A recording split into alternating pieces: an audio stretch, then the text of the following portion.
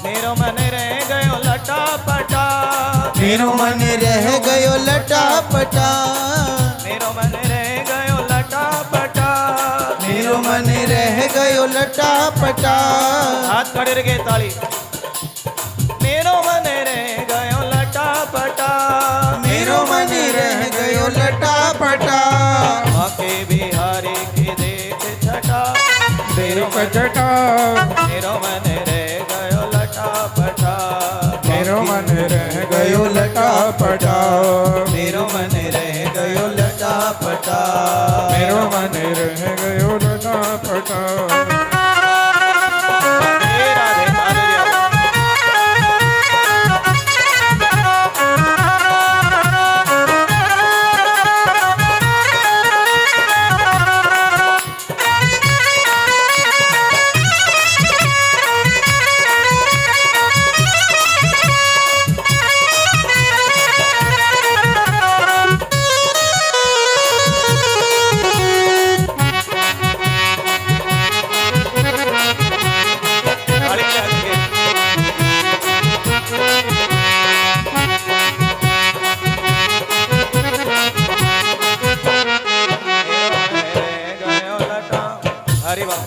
मिलते हैं उसे बाके बिहारी, मिलते हैं उसे बाके बिहारी।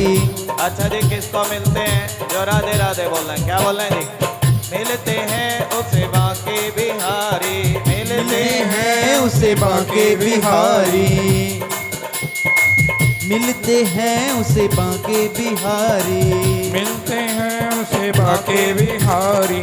राधे राधे राधे राधे जिसने रटा, राधे राधे राधे राधे किसने रटा, बोलो राधे राधे राधे राधे। मेरो मन रह गयो लटा पटा, मेरो मन रह गयो लटा पटा, मेरो मन रह गयो लटा पटा, मेरो मन रह गयो लटा पटा। लटा पटा लटा पटा, लटा पटा लटा पटा, लटा पटा लटा पटा, लटा पटा लटा पटा। बाके बिहारी की देख छटा, देख छटा, मेरो मन रह गयो लटा पटा। मेरो मन रह गयो लटा पटा। काना आन पड़ी मैं तेरे द्वार, काना काना आन पड़ी मैं तेरे द्वार, काना काना आन पड़ी मैं तेरे द्वार। सारे बोले श्री राधे श्री राधे। श्री राधे। राधा मेरी स्वामिनी,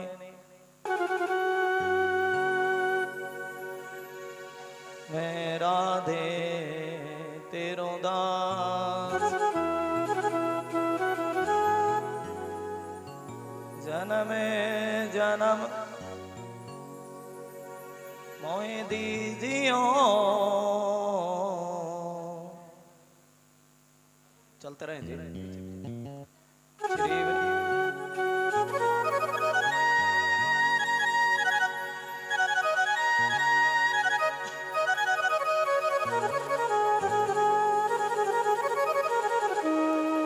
श्री वृंदावन जो को वास।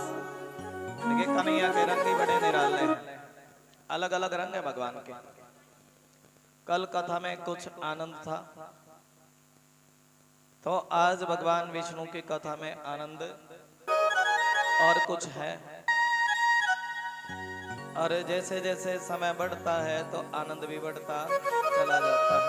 भगवान की कथा का आनंद बढ़ता है, बड़ा ही आनंदमय कथा। और आज प्रश्न किया जीव को किस तरह जीना चाहिए, राजा कैसा हो।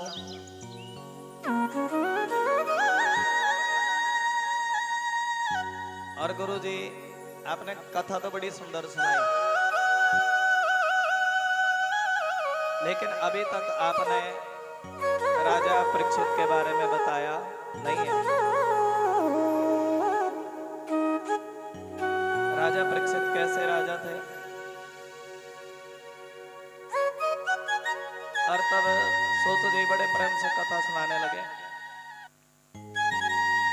राजा परीक्षित अपनी माँ के घर में ही भगवान का दर्शन किया, और ये बड़े धर्म के राजा थे। और हर कोई राजा परीक्षित के बारे में चर्चा करता। अरे देखो इनके जो दादा है ना, कौन है जी, इनके तो पिताजी भी बड़े धर्मात्मा थे। पिताजी कौन जी बताओ, राजा परीक्षित के पिता अभिमन्यु। ध्यान लगा करके श्रवण करें, अभिमन्यु है ना। और इनके जो दादा हैं अर्जुन, वो तो बड़े ही भगवान श्री कृष्ण के भगत थे। और भैया जब इतने अच्छा पिता हो और इतने धर्मात्मा दादा हो, कौन हो जी, तो पोता भी कैसा होगा, धर्मात्मा होगा ना। जब बेशक से इनकी उम्र छोटी है, क्या छोटी है जी, लेकिन ये धर्म, इनके पिता और दादा धर्मात्मा है। तब सभी चर्चा करने लगे, अरे देखो राजा बड़ा अच्छा होगा। क्या होगा जी, देखिए जब भी कोई राजा बनता,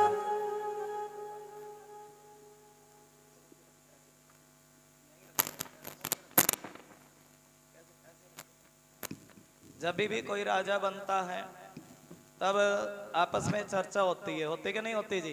देखिए सत्ता परिवर्तन होता है तो आपस में चर्चा होती है।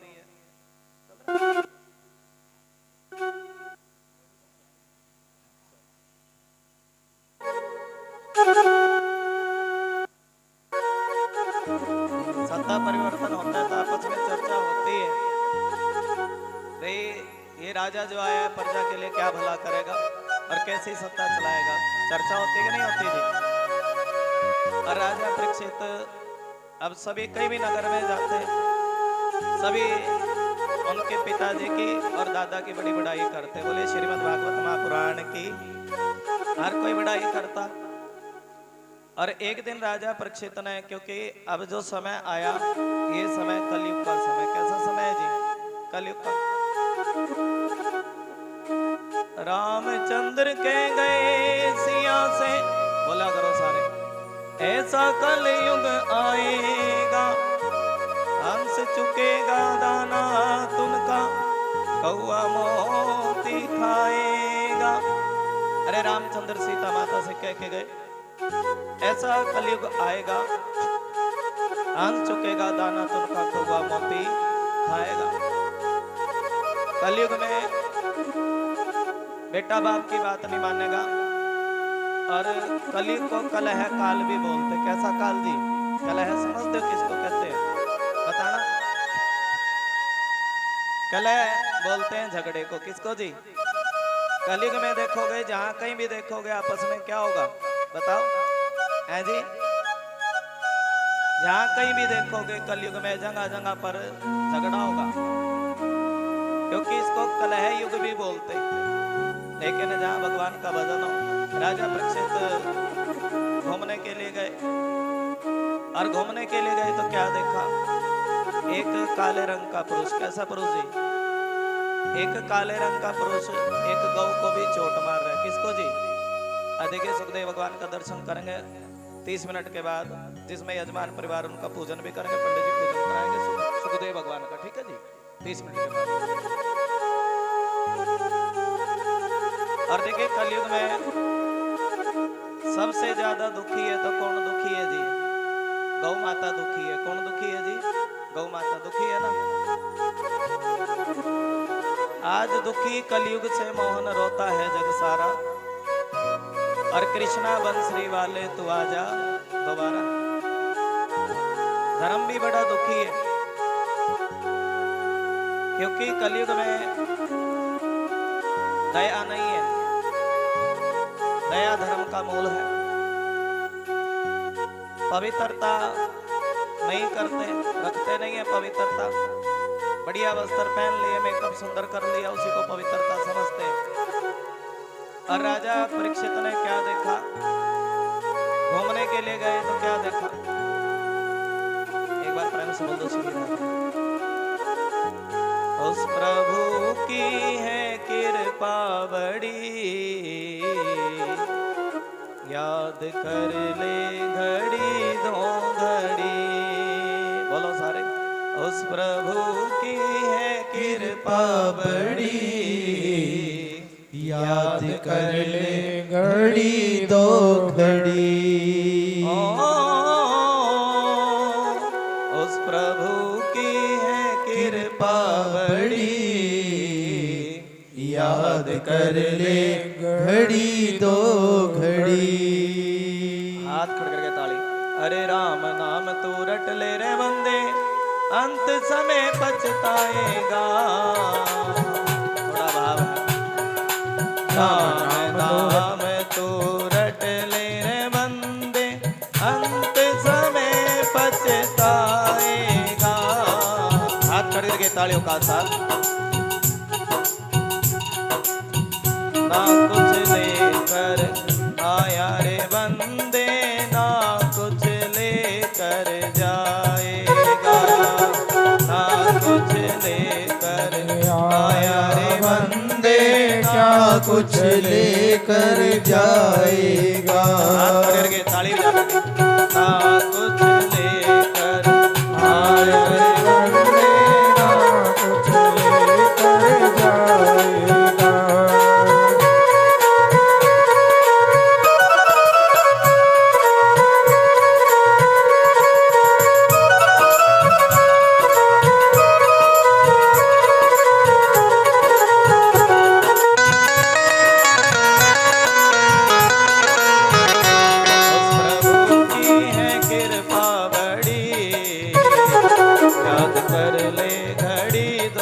सारे बोलेंगे।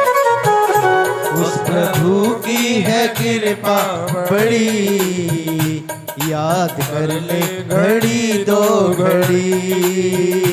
उस प्रभु की है कृपा बड़ी, याद कर ले, हाय याद कर ले घड़ी दो घड़ी।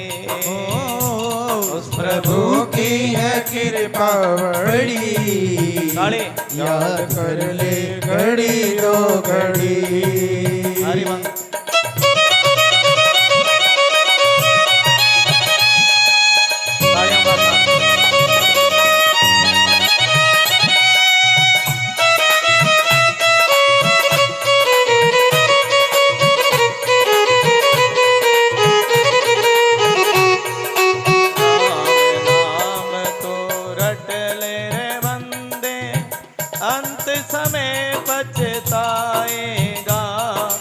राम नाम तू रट ले बंदे, अंत समय पछताएगा। ना कुछ लेकर आया रे बंदे, ना कुछ लेकर जाएगा। ना कुछ लेकर आया बंदे, ना कुछ लेकर जाएगा। हाथ खड़ करके। कोठी बंगले महल चौबारे यहीं पड़े रह जाएंगे। कोठी बंगले महल चौबारे यहीं पड़े रह जाएंगे। कोई ना तेरे। और देखिए भाव है, अभी तो भगवान का भजन कर लो, कलयुग के तारे सिर्फ भगवान का भजन ही भव से पार उतारेगा। प्रेम से बोल दो श्री राधे। कलयुग केवल नाम आधारा, सुमर सुमर नर उतरहि पारा। सुमर सुमर नर उतरहि पारा। सुमर सुमर नर उतरहि पारा। कोटि बंगले मेल चौबारे यही पड़े रह जाएंगे, कोई ना तेरे संग चलेगा, काल तुझे खा जाएगा। बंदे काल तुझे खा जाएगा। और देखिए कलयुग में यही तो चरण टूट गया है। प्रेम से बोल दो श्री राधे। राम नाम तू रट ले रे बंदे, अंत समय पछताएगा। और कलयुग में ये भजन का तब चरण टूटता चला जा रहा है। लोग भजन नहीं करते।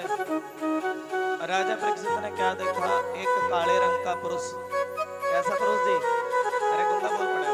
काले रंग का पुरुष एक गाय को भी चोट मारता है, और गाय के साथ बैल को भी क्या मारते हैं जी? चोट। अरे गौ माता तुम दुखी क्यों हो? क्या बताओ? अरे वो जो भगवान नारायण है ना, कलयुग प्रारंभ हुआ तो वो नारायण इस धराधाम को छोड़ करके चले गए। मैं दुखी हूं बड़ी। अब इस धरती पर लोग पाप कर्म करते हैं, झूठ बोलते हैं, निंदा चुगली करते हैं। क्या करते हैं? और इसी पाप कर्म की वजह से और निंदा चुगली की वजह से मैं बड़ी दुखी हूं। कौन कह रही है जी?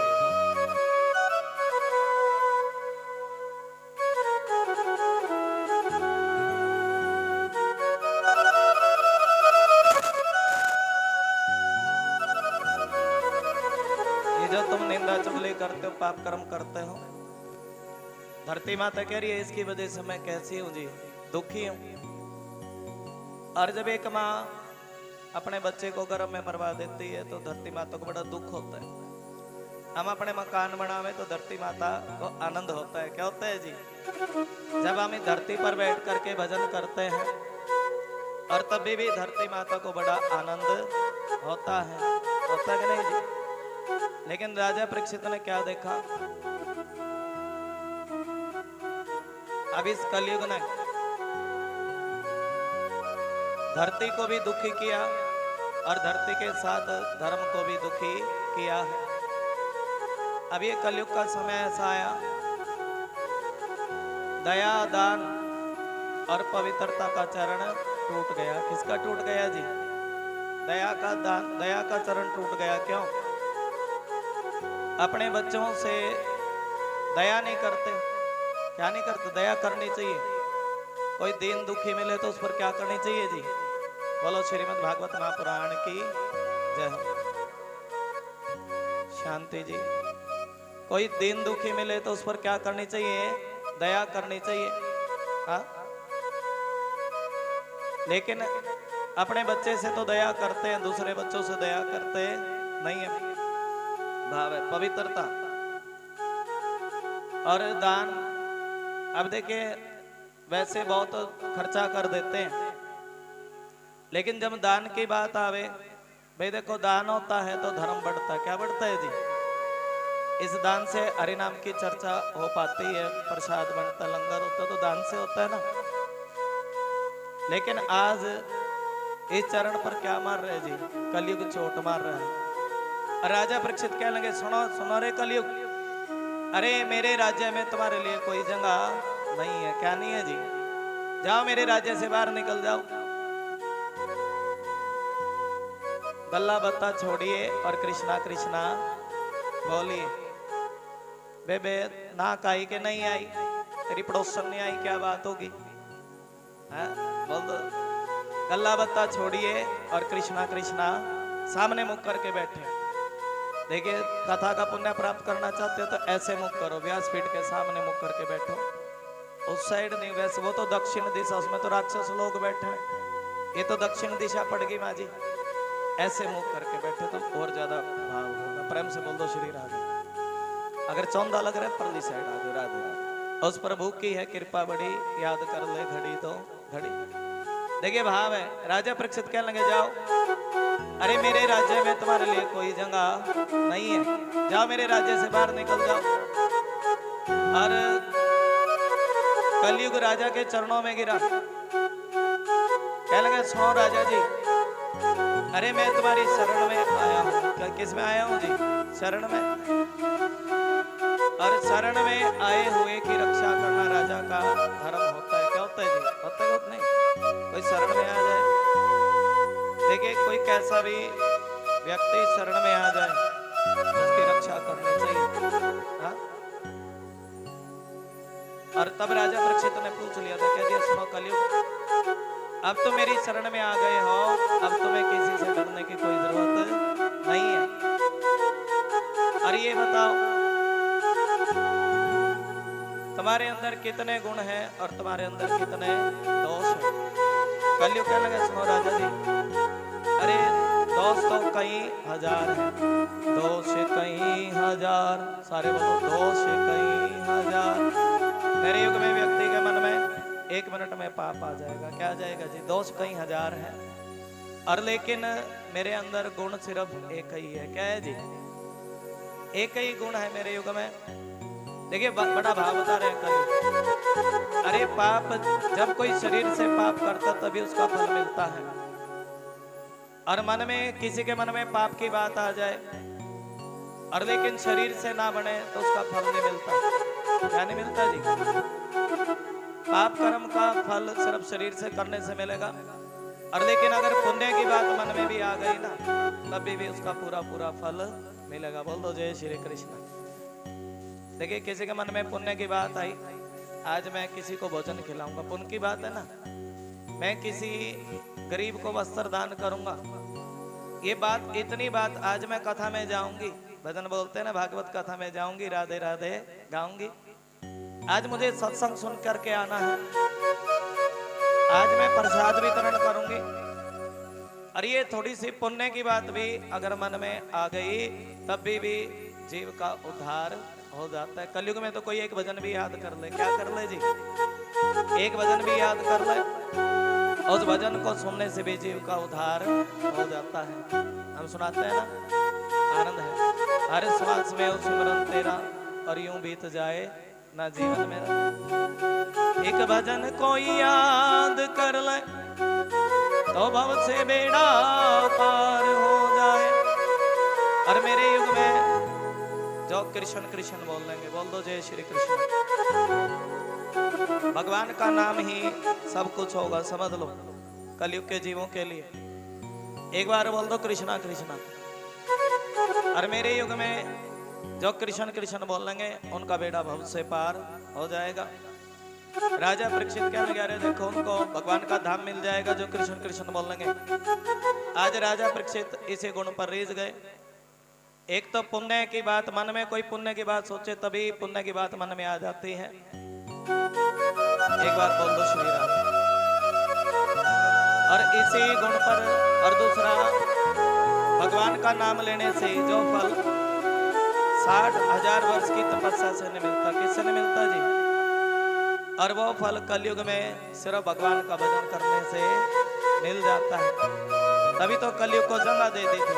क्या कह दिया था? जाओ कलयुग देवतम पानम स्त्रिय सुना। अरे जहां पर जुआ खेला जाएगा वहां पर कलह होगा। क्या होगा जी? थोड़ा भाव समझे, थोड़ा शांति बरता करो श्री।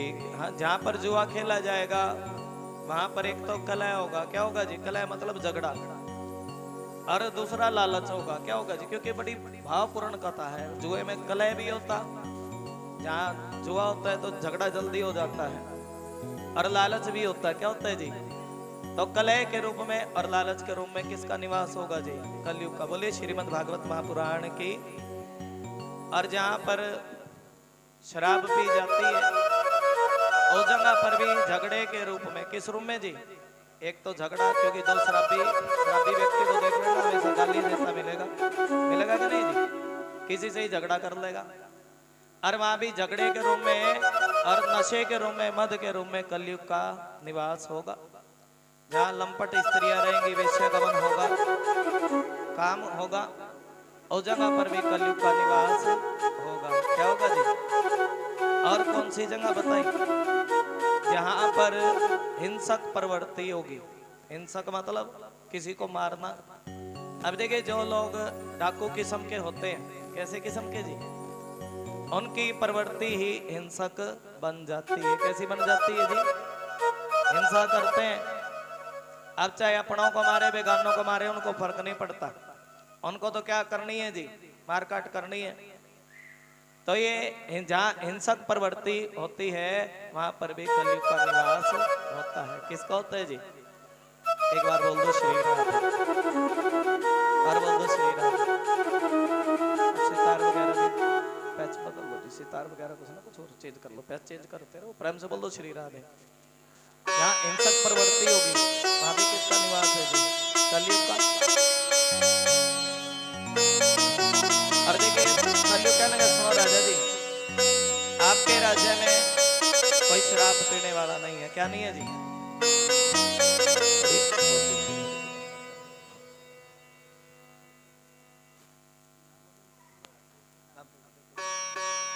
आपके राज्य में कोई शराब पीने वाला नहीं है।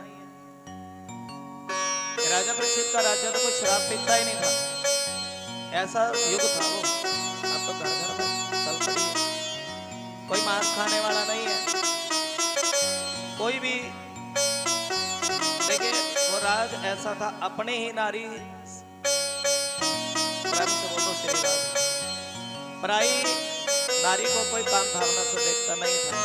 वो राजा परीक्षित का राज ऐसा था, मतलब अपनी नारी तक ही संबंध था, मर्यादा थी उस राज्य में। अब तो देखो समय कैसा आ गया, मर्यादा हटती जा रही है ना कलयुग में। हाँ, आप भी बैठ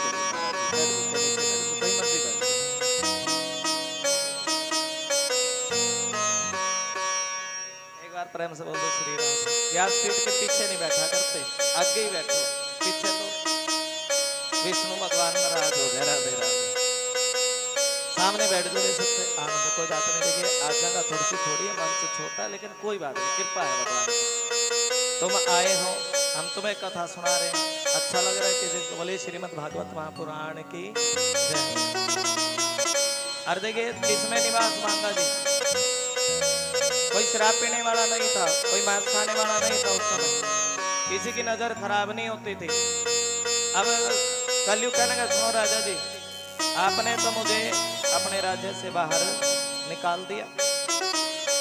क्यों? आपके राज्य में कोई शराब नहीं पीता, कोई मांस नहीं खाता, कोई वेश्यागमन नहीं करता। और आप एक काम करो, मुझे आपके सर पे जो मुकुट है ना, इसमें जी मुकुट में निवास दे दो। कैसा मुकुट था? सोने का, हीरे मोतियों का। देखिए, भीम उस मुकुट को लेकर के आया, और मुकुट को लेकर के आया, जरासंध पर आया, छल कपट का मुकुट। और कलयुग तो जहां एक ही चीज सौ की बतावा ना, कोई बाप की कसम सौ की है। और कलयुग देखे, कहते हैं ना, आटे में नमक मिला सकते हैं, लेकिन इतना भी लालच मत करो, चीज एक की है तो 100 की बताओ। कितने की बताओ जी? उसमें भी कलयुग का निवास होता है। किसका निवास है? बुद्धि भ्रष्ट हो जाती है। भाव है, इन सब चीजों में किसका निवास है जी? कलयुग का। बोल दो श्री कृष्ण। ऐसा कलयुग का, इन सब चीजों में कलयुग का निवास। और थोड़ी बोलो, प्रेम से बोल दो श्री राम। इन चीजों में किसका निवास है जी? कलयुग का। अरे जिस समय वो कलयुग राजा के सर पर बैठा, एकदम देखिए, इतने धर्मात्मा राजा थे। कलयुग ऐसा है, पता नहीं किसके सर पे जाकर के बैठ जाए। और आज कलयुग ने राजा की बुद्धि भी भ्रष्ट कर दी। बोलते श्रीमद् भागवत महापुराण के राजा शिकार खेलने के लिए गए, और जब शिकार खेलने के लिए गए तो राजा रास्ता भूल गए। कुछ सैनिक कुछ दिशा में गए, कुछ दिशा में गए। और जब राजा रास्ता भूल गए, और तभी गर्मी का महीना मई के दिन, एक आनंद है, मई का महीना गर्मी के दिन, और राजा को क्या लगी है जी? प्यास लगी। क्या लगी? और देखिए प्यास सहन नहीं होती ना, जब प्यास लगे कहीं से जल मिल जाए, पानी मिल जाए।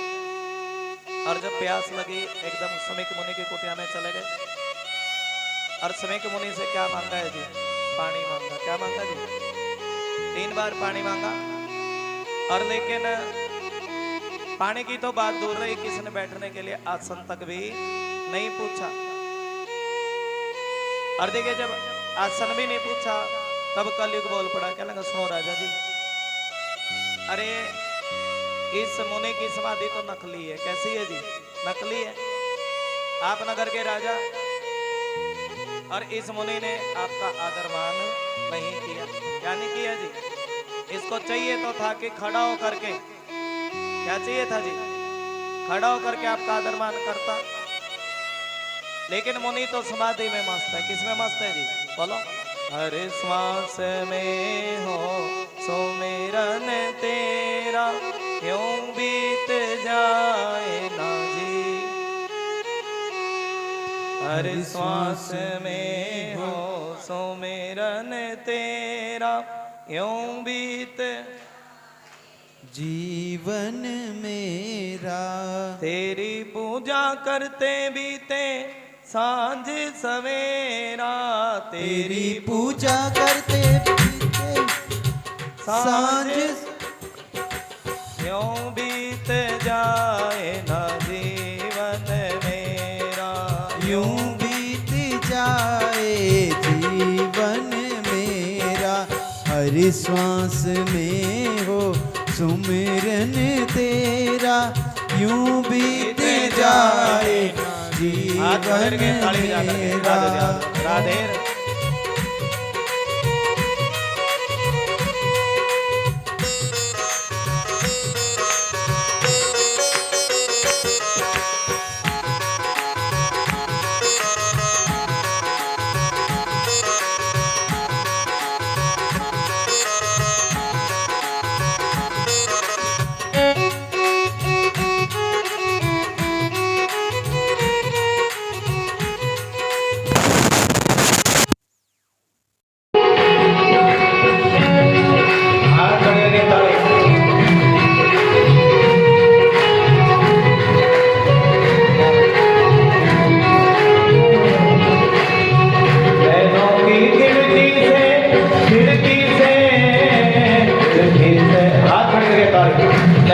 खिड़की से पल पल में निहारो, नैनों की खिड़की से पल पल में निहारो।